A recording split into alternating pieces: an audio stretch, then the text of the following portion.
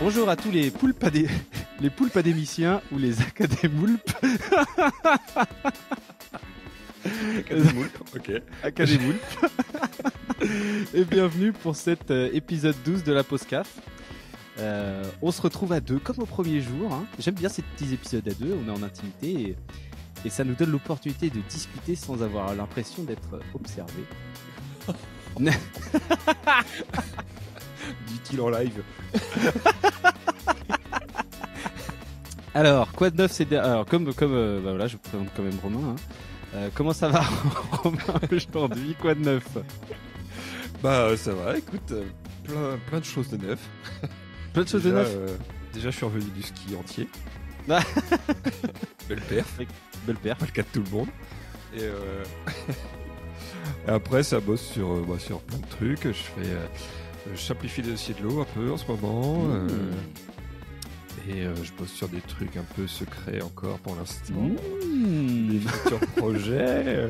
Peut-être une communauté, peut-être pas. Je sais pas. Non, faut pas dire. Voilà, peut-être des créneaux dédiés pour aider à l'investigation. Voilà, bah. Ta spécialité, ça, l'investigation. Exactement. Et moi, merci de me demander. Alors, Paul Adrien, comment ça va, toi? Ouais, figure-toi que le 20 et 21 mars, je vais intervenir à la conférence. Je vais faire une conférence pour les shifters au salon performance environnementale de Pôle Pharma. Donc vous pourrez me retrouver Pôle Pharma. C'est où Pôle Pharma? Trop content. C'est un salon qui va se dérouler à Louviers. Le programme est top, ça va être incroyable. Et je pense il y a moyen qu'on fasse des petits podcasts là-bas aussi. Donc intéressant. vous n'en perdrez pas une miette. Allez, je te propose de commencer. Alors, j'ai fait un gros teasing sur LinkedIn avec l'annonce du live que j'ai fait lundi en avance vachement. Et alors, de quoi on va parler aujourd'hui? Alors, j'ai parlé de l'incident. Alors, qu'est-ce que c'est que l'incident? Est-ce que toi, t'en as entendu parler ou pas du tout? À part, au-delà de ce que moi j'avais envoyé au truc de la boîte, est-ce que t'en as entendu parler autrement? Non, j'en ai pas entendu parler par d'autres canaux. Ouais, parce que si tu cherches après sur le sujet spécifique sur Internet, tu en trouves plein de traces. Oui, après j'ai regardé une fois que tu en as parlé, et c'est vrai que... Mais j'en ai pas entendu dans les médias mainstream. Voilà, les médias mainstream n'en ont pas trop parlé. Alors ça suit un communiqué de l'ANSM que j'ai reçu dans ma boîte via, comme je vous en parle tout le temps, qui annonce que Bayer procède à un rappel de 1 puis 2 autres lots, donc en tout 3 lots, pour un total de 16 000 boîtes. Et alors tu vas me demander ou pas, parce que tu t'es un peu renseigné quand même, pourquoi ils ont rappelé ça? Eh bien parce qu'un patient a trouvé un comprimé bleu dans un tube de comprimé marron. Et donc, ce comprimé bleu s'avère être un comprimé de Phénergan 25 qui sont fabriqués sur le même site. Donc, il a trouvé ça. Donc, c'est un Phénergan 25 dans un tube, donc un tube de comprimé de Euphytose, donc 180 comprimés. Donc, c'est assez intéressant. Donc, le Phytose, c'est des comprimés qui sont assez semblables à des Smarties marrons. Et le Phénergan, lui, c'est des comprimés de taille un peu similaire mais inférieure, mais qui sont bleus électriques, donc un peu semblables à des comprimés, des Smarties bleus. Je croyais que tu allais parler d'autres pilules bleues. Et non. Pas de différence. Donc le Phénergan, c'est de la prométhazine, c'est un antihistaminique pour adultes et qui est utilisé en cas d'insomnie occasionnelle. Donc c'est un traitement, c'est un peu costaud quand même. Et ce qui est un peu dommage, c'est que le Phytose, là du coup c'est un peu le même, c'est les problèmes de sommeil aussi. Mais par contre, c'est pas du tout la même cour parce que c'est un mélange de plantes. Donc dans le Phytose, tu vas retrouver de la passiflore, de la valériane, de l'aubépine et de la balotte. Donc c'est plutôt un traitement qui va être à base de plantes, quoi. Donc phytothérapie. D'accord. Et donc retrouver un comprimé de Phénergan. Mais c'est quand même les pas deux terrible. font dormir, quoi. Donc voilà, ça va. Tu peux dire la chance, on n'est pas loin, mais c'est quand même pas terrible parce qu'il faut quand même penser à tous les patients qui sont quand même la grossesse, l'allaitement, l'épilepsie, parce que du coup c'est déconseillé dans ces cas-là le Phénergan, le Phytose aussi. Après, encore une fois, je ne suis pas là pour prodiguer des conseils pharmaceutiques. Allez voir votre pharmacien si vous avez plus d'informations là-dessus. Un vrai pharmacien. On est en live. On ne peut pas répondre comme je répondrais d'habitude. Donc, aucun cas de pharmacovigilance en lien avec le défaut qualité n'a été rapporté au laboratoire ces jours-ci. Ça veut dire qu'en gros, personne n'a eu de problème de santé liés à ça. Et donc, c'est la seule occurrence qui a été rapportée. Donc, il y a eu pour l'instant, il y a qu'un seul. J'ai préparé ça mardi. Donc mardi, il n'y avait pas d'autres cas de pilules rapportés, de comprimés rapportés dans un tube. Donc à un moment, ça concerne que la France ou ça concerne qui Alors j'ai pas regardé la portée du rappel là, mais les lots, c'était des lots France, je crois, hein, donc ils ont décidé de rappeler les lots France, quoi. Ouais, ok. Voilà. Si vous en avez. Donc, à un moment, il y avait marqué sur le site de l'ANSM que c'était une erreur humaine, mais ils ont retiré ça. Ils ont retiré que c'était une erreur humaine, et maintenant il y a marqué des premières mesures correctives ont été proposées par le laboratoire, et les investigations se poursuivent. Alors, il y a plein de trucs assez intéressants, hein, parce que c'est pas la première fois que je m'intéresse à un cas comme ça. Ça fait longtemps que j'avais pas vu une contamination croisée comme ça. Donc là, on est en face d'une belle contamination croisée. Hein. Là, en effet. Là. Je pense que c'est le. Ouais, parce que c'est vraiment deux produits différents, voilà, d'aspects différents. Enfin, il y a vraiment tout. C'est une belle contamination. Ouais. Donc j'ai fait un peu. Donc à partir de ce que je vais dire maintenant, là, on sort tout ce que je vais dire maintenant, c'est on va sortir du communiqué officiel de l'ANSM. Donc c'est des recherches personnelles et mon avis personnel sur plein de trucs. Donc voilà, c'est faux. Okay. Voilà, c'est mon opinion. C'est là où ça devient complotiste alors. Les reptiliens. Non. Donc j'ai fait un peu de recherche. Phytose, donc c'est une AMM qui est détenue par Bayer. Et Fenergan 25, c'est une AMM qui est détenue par Freelab. Donc j'ai des bases de données organisées personnellement là-dessus. Et donc j'ai fait un recoupement. En fait, au final, des AMM sont détenus par Freelab et Bayer, mais ils sont fabriqués ils sont sous-traités en fait. Hein. Donc les deux sont fabriqués par un sous-traitant. Donc le même site. Donc là, vous pouvez aller rechercher. C'est pas très difficile à trouver ça. En vrai, quand là maintenant vous avez ces deux informations-là, vous pouvez aller trouver qui c'est. Et donc il existe plusieurs différences dans les présentations qui vont permettre d'en savoir plus sur l'événement. Alors les deux comprimés sont enrobés, ok ? Ouais. Alors qu'est-ce qu'on peut en déduire déjà de ça, mon petit Romain ?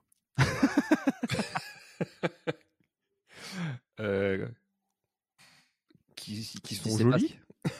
C'est vrai, c'est exact, c'est très juste. Ils sont jolis, c'est ça qui va leur donner leur belle couleur marron et bleu, mais on peut déjà directement en déduire que entre la compression et le conditionnement, il y a une étape. Il y a ce qu'on appelle l'enrobage. L'enrobage. Okay. Et donc, ces deux comprimés, ça veut dire qu'il y a une étape entre la compression et le conditionnement. Et donc, on peut exclure finalement la compression, dans cette contamination croisée, parce que du coup, les comprimés, si ça avait eu lieu pendant la compression, les comprimés, ils auraient été de la même couleur. Donc, il y en a un qui aurait été un peu plus petit, mais du coup, le comprimé, il aurait été enrobé de la même couleur. Donc, il aurait été marron aussi. Donc, ça s'est pas passé pendant la compression, ça s'est passé après l'enrobage.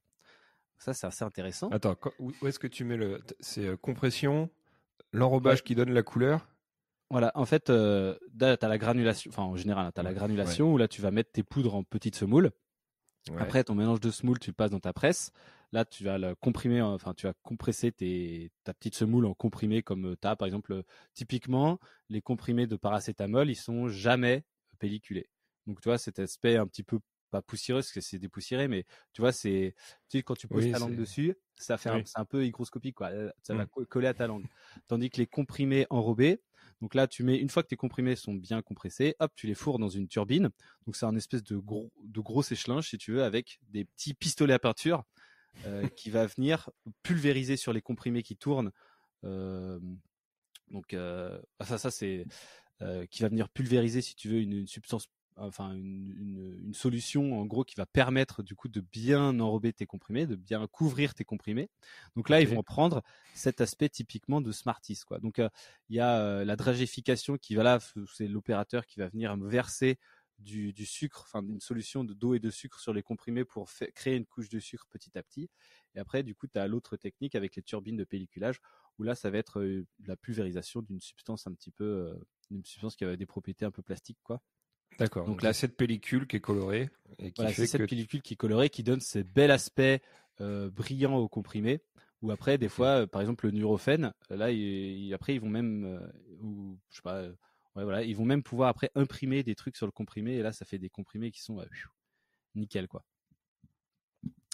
Donc voilà. Donc si ça avait eu lieu, la contamination croisée avait eu lieu après la compression, les deux comprimés auraient été de la même couleur.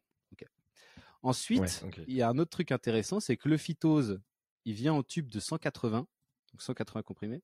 J'ai téléphoné à un copain pharmacien pour avoir la confirmation, Morgane. Et le Phénergan 24, lui, c'est en blister. Donc, qu'est-ce qu'on peut en déduire de ça ? Que c'est arrivé avant le conditionnement. Et pourquoi ? Parce que s'il s'est retrouvé si c'est deux conditionnements différents et qu'il y en a un qui se retrouve dans l'autre, c'est qu'il est rentré sur ligne déjà. Enfin, le lot était déjà contaminé avant de rentrer sur la ligne de conditionnement. Ouais, exactement. C'est-à-dire, après, encore une fois, c'est supposition parce que j'ai aucune donnée. En vrai, avec les données sur le site, ça aurait été trop simple. Hein. Tu regardes l'enchaînement sur les différentes machines, tu sais exactement comment ça s'est passé. Mais là, c'est vu de ma fenêtre. Voilà. Donc là, on va conclure un acte de malveillance. Non. Non, pas du tout. Donc, comme je disais, il y a donc les tubes.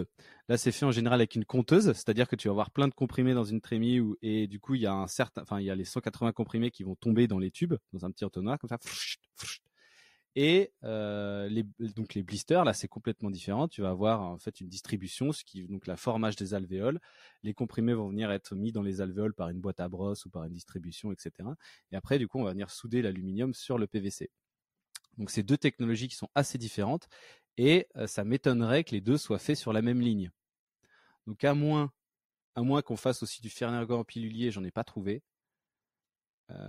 Du coup, la contamination, elle s'est passée entre la fin du pelliculage et le début du conditionnement. Ouais, ok. Donc voilà, c'est la seule explication. Enfin, c'est la seule explication. C'est une des explications possibles.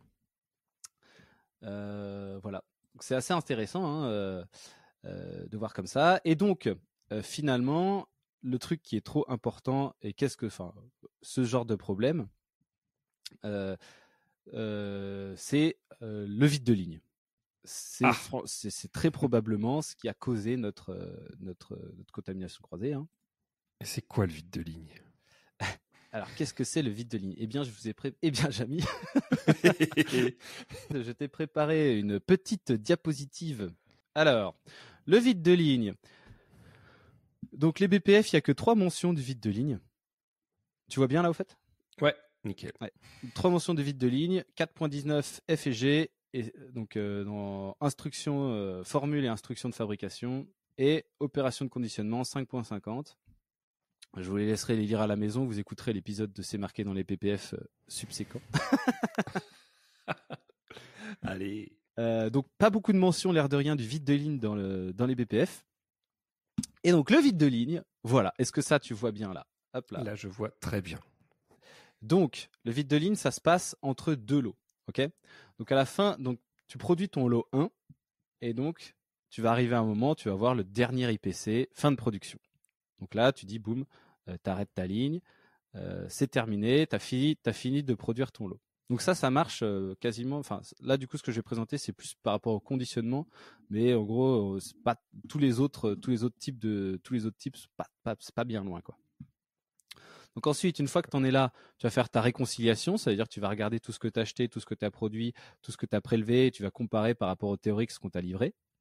Ensuite, tu vas faire le tour de ta ligne et tu vas évacuer tous les éléments physiques. Donc, c'est-à-dire, tu vas vider tes poubelles, tu vas évacuer tes AC, voilà. Et là, c'est là où tu clôtures ton dossier. Ok. Donc ça, ton dossier de lot, hop, tu mets tes dernières informations dedans et t'envoies ça avec la palette de produits finis. Je sais pas où c'est, comme c'est dans ton site. Donc là, normalement, sur ta ligne, tu ne devrais plus avoir de trucs qui traînent. Après, il y a les cas particuliers où, où tu peux garder certains types d'AC parce que du coup, tu recommences un peu le même produit derrière. Enfin bref, là, on va parler. Voilà. Donc, tu clôtures ton dossier. Donc là, il n'y a plus de documents, il n'y a plus d'AC, il n'y a plus de produits sur ta ligne.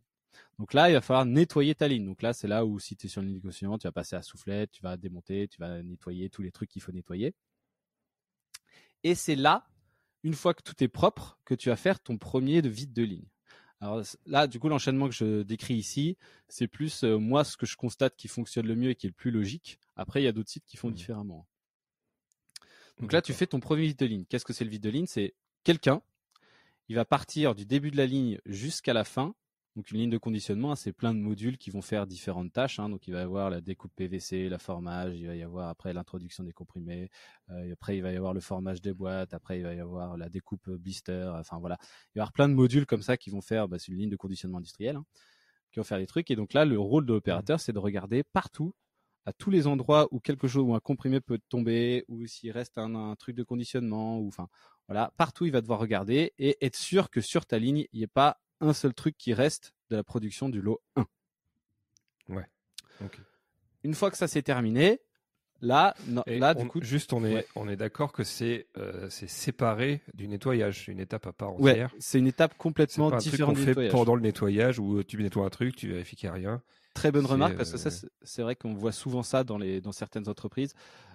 Où effectivement ils combinent le vide de ligne et nettoyage, et ça c'est une très mauvaise pratique parce que on le verra juste après, mais le vide de ligne, il faut vraiment faire que du vide de ligne, quoi. C'est très très important.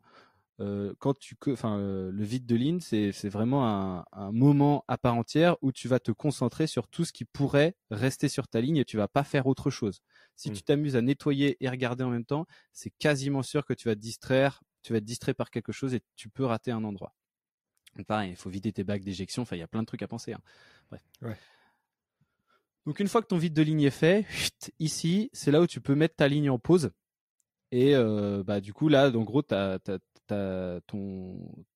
ligne, elle est prête à repartir pour un truc différent, quoi. Donc là, si tu t'es de journée, là, c'est là où du coup, il peut se passer des fois une semaine, des fois, il peut rien se passer. Par contre, si tu es en 5/8, t'enchaînes direct. Donc là, tu vas ensuite faire le changement de format. Donc là, des fois, il y a certaines pièces doivent être changées.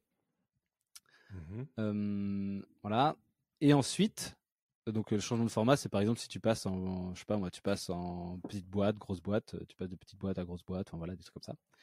Et ensuite après, donc c'est là où t'es encore pas dans le lot suivant, Et ensuite, après, c'est là une étape très importante où tu vas faire la vérification du vide de ligne. C'est-à-dire qu'une personne différente du premier vide de ligne va venir inspecter la ligne du début à la fin, exactement comme on a fait pendant le vide de ligne. Alors, on reparlera rapidement de pourquoi c'est important que ce soit une personne différente. Mais globalement, quand tu fais quelque chose, surtout quand tu fais une inspection comme le vide de ligne, tu vas avoir tendance à avoir tes préférences et tes raccourcis, quoi. Ouais. Donc, on va encore une fois reparler de l'habilitation périodique, mais du coup, avec le temps, tu vas regarder plus à un endroit qu'à un autre et tu vas avoir tes petites habitudes. Et donc, en fait, le fait de mettre une personne différente de la première personne, c'est-à-dire que cette personne, elle va avoir des habitudes différentes de la première personne et il y a de grandes chances qu'elle regarde là où l'autre ne va pas forcément avoir regardé. Parce que du coup, si tu demandes à la même personne de faire 2 fois la même chose, elle va le faire 2 fois de la même façon. Elle va faire 2 fois de la même façon, exactement. Et donc, à la fin de cette vérification du vide de ligne, c'est là où tu vas débuter ton nouveau lot. Donc, c'est là où tu vas pouvoir tu vas pouvoir commander tes AC, commander ton produit, recevoir ton nouveau dossier de lot, etc. Et après, roule ma poule.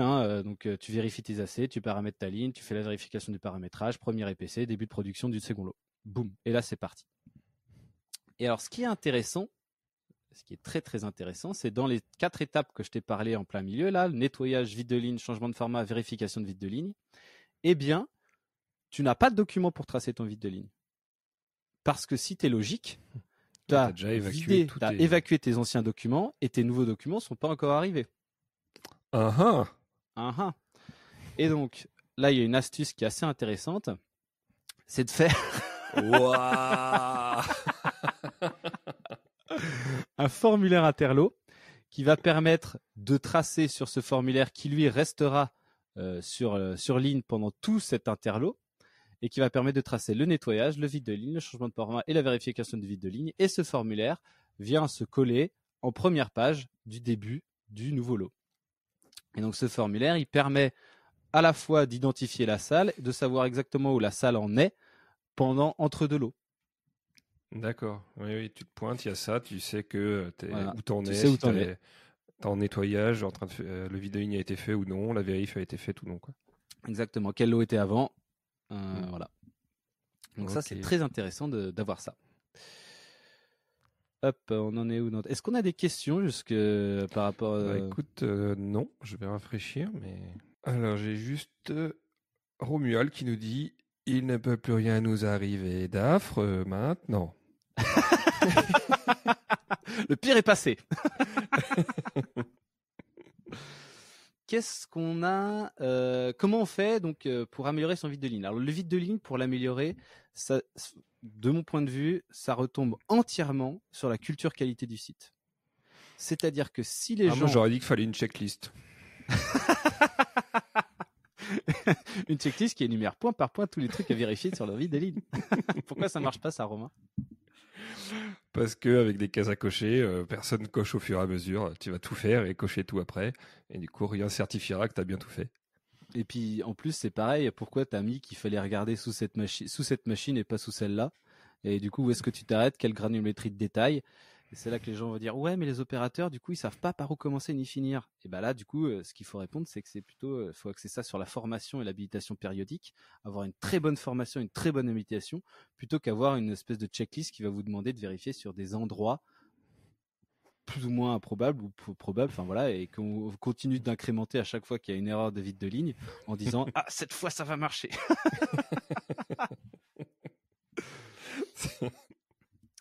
Donc voilà. Comme je disais, le vide de ligne, ça retombe quasiment entièrement sur la culture qualité du site. C'est-à-dire que si les personnes comprennent les risques associés au vide de ligne, eh bien, du coup, elles vont vraiment le faire correctement. Et donc, là, il y a plein d'astuces après pour améliorer la culture qualité du site, hein, on verra. Voilà, se prendre un rappel de l'eau, par exemple. Là, du coup, il y en a qui vont avoir un sacré budget maintenant sur formation. Formation. D'ailleurs, c'est intéressant parce que c'est Bayer qui prend tout sur son dos. Et c'est intéressant. Hein. Donc là, c'est là où tu mesures un petit peu quand tu bosses chez des sous-traitants, qu'on dit les clients ils sont chiants, les clients ils sont chiants. En fait, ils ont raison, hein, parce que là, du coup, celui qui prend la shitstorm, c'est Bayer. Hein. Oui, c'est clair. Ouais. C'est leur nom sur la boîte, quoi. Donc, la culture qualité. Donc, la culture qualité, voilà, le principe de la culture qualité, pour résumer très très simplement, hein, c'est que chaque personne qui travaille sur le site comprend les risques associés à son activité.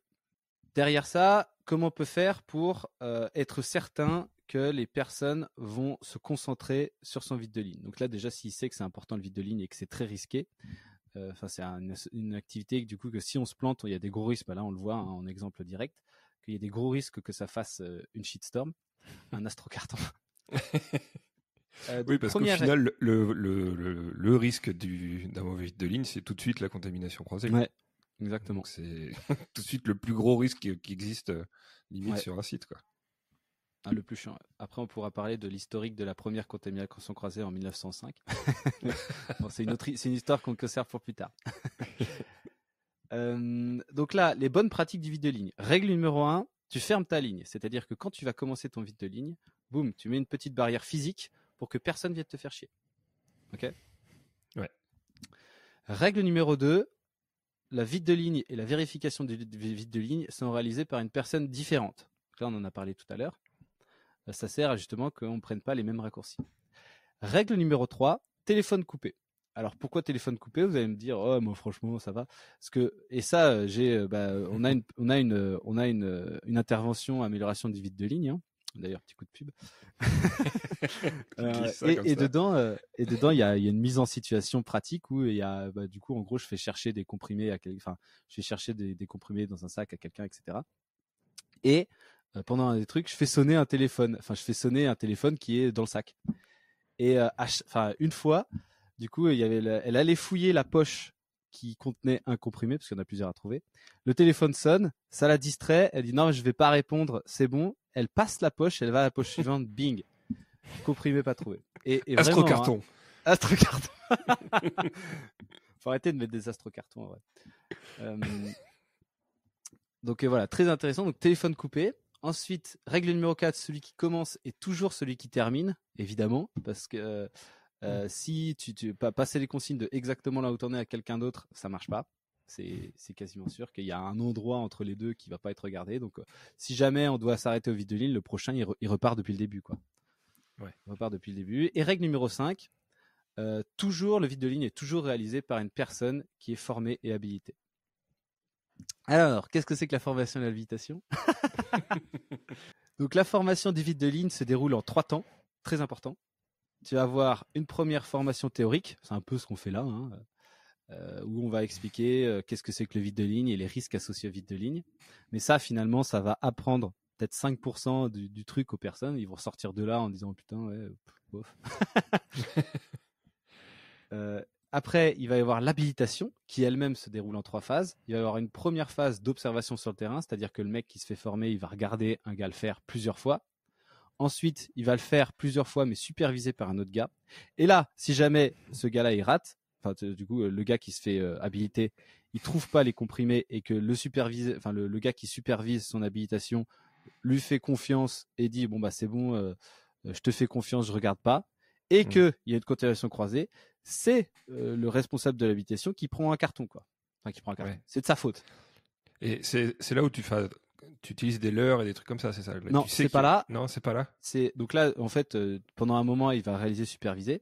Et après, à la fin de cette période, quand le gars se sent prêt, c'est toujours important. Enfin, après, c'est dommage parce que les sites n'ont pas vraiment le temps de faire ça. Mais en général, il faut toujours attendre que le gars se sente prêt. Genre, est-ce que tu es prêt à passer ton évaluation? Ah oui, tu définis pas genre, faut qu'il le fasse 3 fois et voilà, après, on le fasse 3 fois. Il y a des gens qui vont être, tu leur montres une fois, ils vont le faire correctement. Enfin, ils vont le faire comme à l'attendu, mais il y a d'autres personnes qui ont d'autres talents, mais que du coup, moi, par exemple, je suis sûr que je serais pas hyper fort. C'est clair. Ce serait plus facile pour en foutre partout. et du coup, bah, il leur faut peut-être plus de que 3 fois, quoi. Donc, voilà, mieux attendre qu'ils soient prêts. Et là, tu vas faire, donc l'évaluateur va voir, là par contre, une checklist des choses importantes à voir. Et par exemple, dans sa checklist, qu'il ferme sa ligne, qu'il éteint son téléphone, etc. Et du coup, c'est là où tu vas cacher des leurres. Et donc le gars, il est en condition réelle, hein, et il va aller devoir trouver les leurres pour confirmer son habilitation. Et dernière étape de cette formation habilitation du vide de ligne, le recyclage. Alors, qu'est-ce que j'appelle le recyclage? C'est que périodiquement, genre tous les ans, tu vas refaire une évaluation de toutes tes personnes pour traquer les mauvaises habitudes justement qui pourraient être prises lors de la réalisation du vide de ligne. Et si tu as ces 3 étapes-là solides sur ton site, tu vas avoir un vide de ligne qui va être vachement cadré, quoi. Ouais. On est d'accord que le vide de ligne et la vérification de vide de ligne, au final, c'est exactement la même manipulation. C'est la même chose.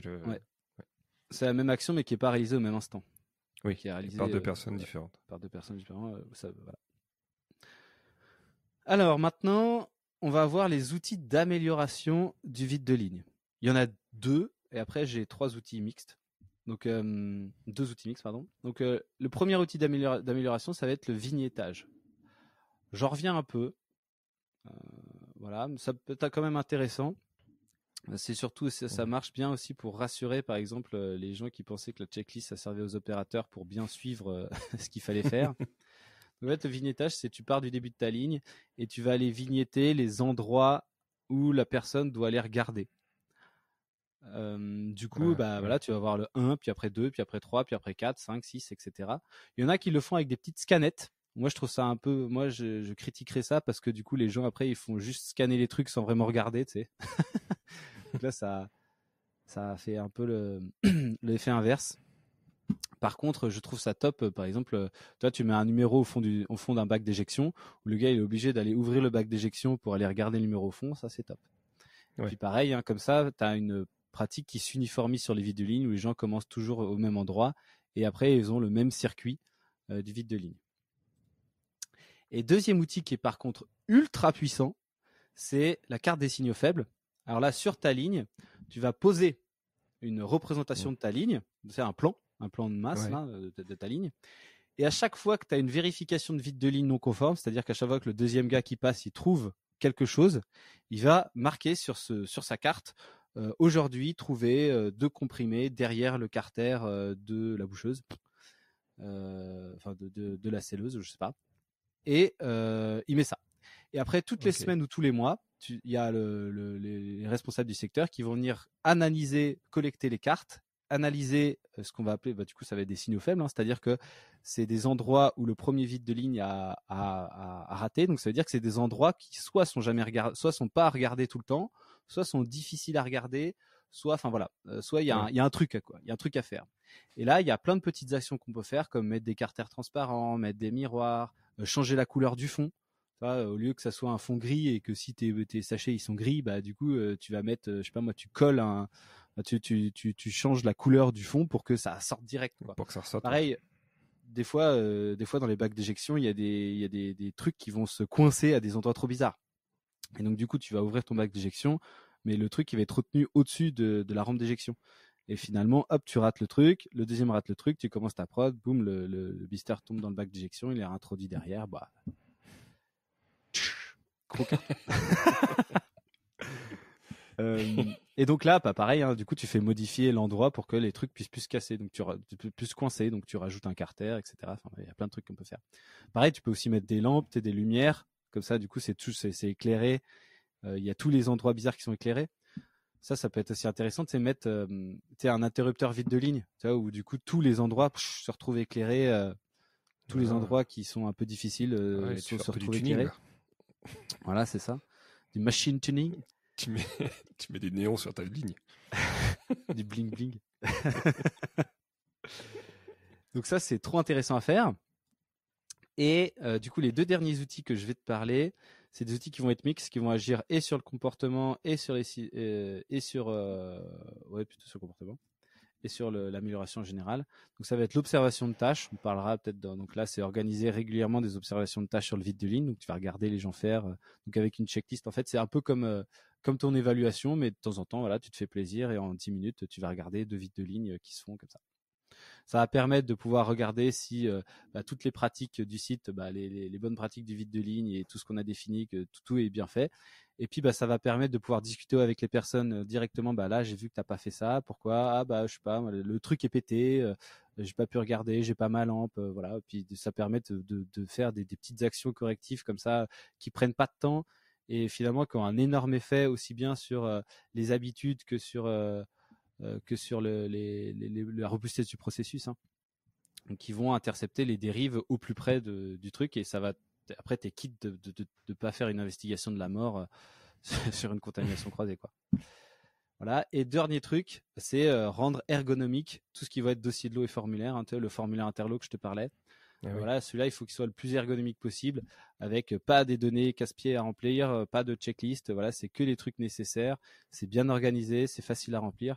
Et quand c'est comme ça, tu remplis tout de suite mieux et tu fais beaucoup plus attention à la vraie action qui est le vide de ligne, quoi. Oh punaise, 35 minutes. On a dépassé là sur la pause, là. On a Ludovic Prost qui nous dit... Hey Ludovic, vous résumez Exactement, salut à eux. Vous résumez une anomalie de vide de ligne et un défaut de culture qualité. Pas d'accord avec vous, c'est une des opérations les plus complexes à faire, même avec une forte culture qualité. C'est vrai.